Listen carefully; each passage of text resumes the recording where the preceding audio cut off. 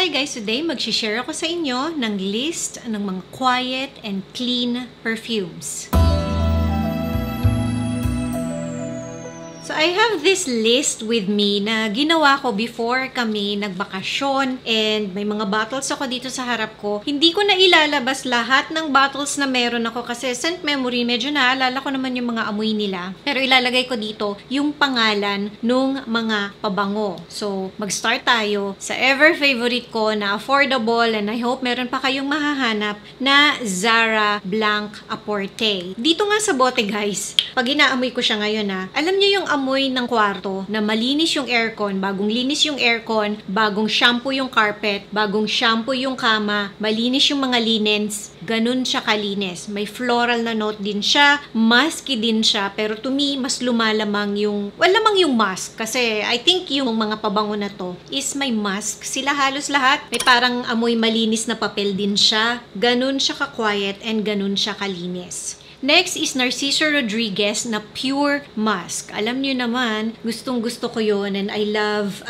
mixing it with Blanc Apporte. It's a clean, musky, parang hindi kayo magkakamali dun sa pabango na yon, except pagdating sa dry down, baka hindi ninyo magustuhan yung dry down niya kasi to me, minsan may mga days na hindi ko masyadong gusto yung dry down niya. But, you know, matitrain mo yung ilong mo na gusto mo naman siya in general So, eventually, parang matatanggap mo na yung dry down niya. Gusto ko siya kasi ang simple lang niya, ang linis-linis lang niya. Ito yung mga pabango na kung i-describe ko siya, na imagine ko siya na nakaputi kayo, na crisp, na damit, na effortless na ang klase ninyong tignan. Ganun siya. Parang everyday na clean, classy na pabango. Next is itong Gray Vetiver. This is originally, I think, catered or parang panglalaki. But I love this, guys. I love this. Gusto ko yung cleanliness niya. Ang linis niya, meron lang siyang note na baka hindi masyadong magustuhan ng mga babae. Pero eto, medyo may angas siya na konti compared sa Zara Blanc Apporte or Narciso Rodriguez na Pure Musk. Nasa ganong line pa rin siya pero medyo mas may angas siya ng konti kasi originally pang lalaki siya. Pero I think ngayon, pag nag-check kayo online, sinasabi nila ngayon na unisex siya. Glossier You, mas gusto ko to kaysa dun sa Missing Person. Eto kasi, meron naman siyang parang woody na note pero still quiet, clean. Ayan, eto yung mga pabango na pwede nyong gamitin pag nagtatrabaho kayo with children or yung mga masisela ng ilong, mga healthcare professionals, yan, eto yung sa inyo. Malinis lang siya na parang may pagka-woody na pabango. Etong next is Juliet Hasagan na White Spirit. Mabango din naman and okay din naman yung ibang line ng Juliet Hasagan pero sa iba kasing skin, sobrang lakas nila. While etong White Spirit, thank you, Kat of Kat's Love Corner. Kasama ko siya nung nasa Shangri-La kami and tinuro niya sa akin to and nung naamoy ko siya, gustong-gusto ko siya. Sobrang quiet nito guys. Parang sobrang quiet and clean na eto marerecommend ko lang kung meron kayong pang splurge. Kasi parang amoy bagong ligo ka lang talaga na malinis. Na hindi nagpabango. Ganun lang siya kalinis. Parang amoy baby. Pabango lang siya ng baby. Well, kung masela ng ilong nyo and ganun yung hinahanap ninyo na pabango, eto, i-try ninyo. Sa Art of Scent, meron nito. Inuubos na lang yata nila yung stocks. So, tignan natin kung meron pa kayong mahanap. Hopefully, meron pa.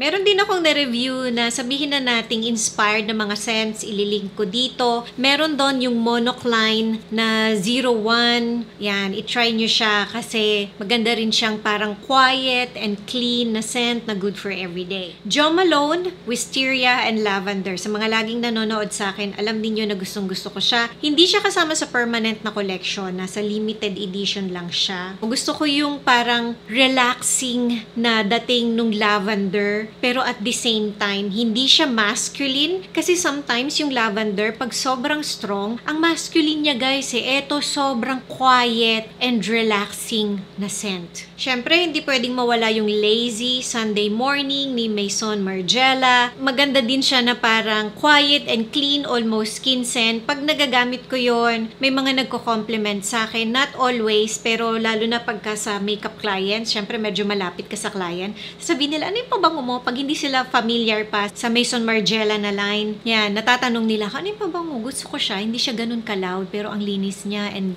parang somewhat calming siya. Not as calming as Jo Malone na Wisteria and Lavender, but meron siyang ganun na dating. So, etong list na ginawa ko, hindi pa ako tapos guys, may mga ibang pabango pa. Baka sabihin ninyo, paano yung ganito na pabango mo, hindi mo minention? Eto lang yung unang pumasok kasi sa isip ko, nung sinusulat ko tong list ko guys, okay? Baka sabihin ninyo, may na-review ako na na-mention ko na quiet and clean siya and hindi na-lista dito. Nakalimutan ko lang ilista guys. Pag minention ko sa video na quiet and clean siya, quiet and clean siya. Okay? Next naman is Diptyque na Low Papier. Amoy wood shaving, sabi ng iba, amoy papel, amoy lapis, amoy balat ng baby. Ganun siya kalinis, ganun siya ka-quiet. May pagka-woody siya ng konti kasi nga amoy parang yung wood shaving siya. Or pencil shaving, sabi ng iba. Pero akala ko hindi ko siya magugustuhan kasi okay na ako kay Fleur de Peau Clean din yun, diba? Pero ano siya parang clean, trying to be quiet, pero loud. I hope na-describe ko ng maayos. Alam niyo yung ibig ko sabihin? Tone down siya, pero malakas siya. Pero pwede mo rin naman siyang isama dito sa quiet and clean if you like Fleur de Peau. Kaso, comparing it to Low Papier, mas quiet to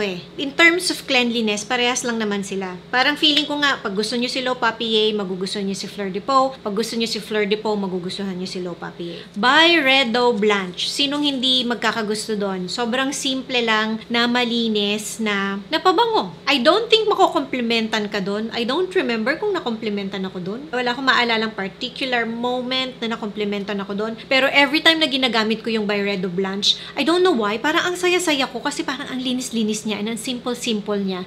Easy reach yun na klase ng pabango. May mga binura ako dito like yung Chorus na white tea, Elizabeth Arden na white tea na Udi Chulette. Yan, binura ko yon. Hindi ko alam kung bakit, pero ang hindi ko binura na next is Chanel na number 18 na nasa private collection. Kailangan ko ilabas yung bote nito kasi I have to remember kung ano yung amoy niya. Kasi the problem with the private collection is sometimes kung hindi mo hahanapin yung pagkakaiba nila, halos magkakaamoy silang lahat. Agree ba kayo? Meron ba kayong mga few bottles nung Chanel na private collection? Diba, andun yung signature scent or signature na aldehyde, aldehydic, signature na amoy nung Chanel. Alam mo kagad na Chanel siya na parang dinagdagan lang yung woodiness, yung parang ganon, parang halos iisa lang yung amoy niya kung hindi ready yung isip mo na hanapin yung pagkakaiba nila. Ang linis niya, wala akong masyado maamoy sa kanya sa bote.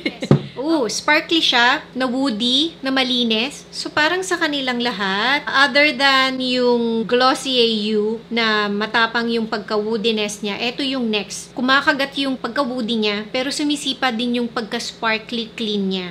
It's nice. May pagka-amoy tabako siya ng konti, pero ang linis pa rin. And parang parang pagka tumagal magiging amoy, parang pabango ng baby. Kung hindi ako nagkakamali guys pero right now dito sa paper, naaamoy ko yung parang matapang na woodiness. Pero nagigets ko bakit sinama ko siya sa quiet and clean na list. Parang pwede siya kahit doctors, parang ganon.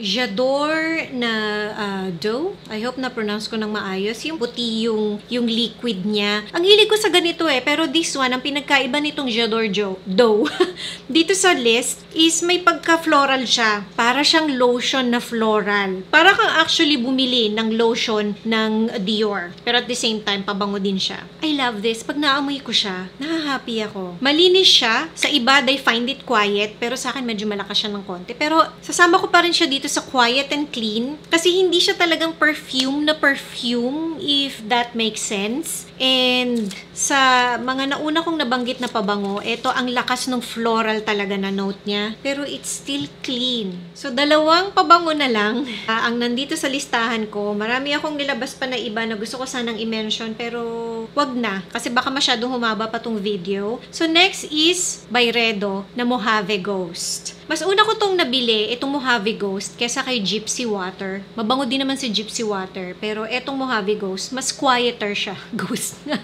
Sabi ko nga sa review ko yata nung last time, parang naging ghost nga siya. Parang sa iba nawawala siya. And parang sa akin nawawala din siya. Kasi para lang siyang, lalo dito sa bote, pag inamoy mo siya, para lang siyang tubig na nalagyan ng konting woody na, alam niyo yung parang umuulan, tubig ulan, tapos naamoy mo yung mga puno sa paligid mo. Ganun lang siya ka-quiet. maliit, pero malinis. And I love using this in combination with Gypsy Water. Parang si Mojave Ghost yata, yung ini-spray ko sa skin ko, parang, kung di ako nagkakamali. And si Gypsy Water naman yung ini-spray ko sa damit ko. Pag gagamitin ko silang dalawa. Yung isa kasi mas maganda sa skin and mas tumatagal sa skin. May isa kasi mas maganda naman pag sa damit and mas tumatagal sa damit. Nakalimutan ko na. Basta, hindi ko naaamuyin si Gypsy Water, pero pag naamoy ko silang dalawa, maaalala ko kung alin yung nilalagay ko sa damit and alin yung nilalagay ko sa skin. And yung combination ng dalawa na yon, mas medyo naaamoy ako and medyo mas na-appreciate ko silang dalawa. Pero alone, parang luging-lugi ka kasi sobrang quiet and clean niya. Pero kung ganito yung bet ninyong amoy, gusto ko rin naman siya. Pero sobrang quiet niya to me. Siguro I would use this alone lang pagka let's say may bisita kami sa bahay na gusto kong medyo parang nagpabango ako ng konti. Pero hindi naman siya pabangong-pabango. Para pag hinag ka, medyo may amoy ka naman ng konti or mabango yung maaamoy sa'yo. Yan, gagamitin ko siya. Last is itong bagong bili ko na hindi ko na siya bubuksan guys kasi gusto ko munang titigan yung box niya ng naka-plastic pa. Pero yung bottle nito,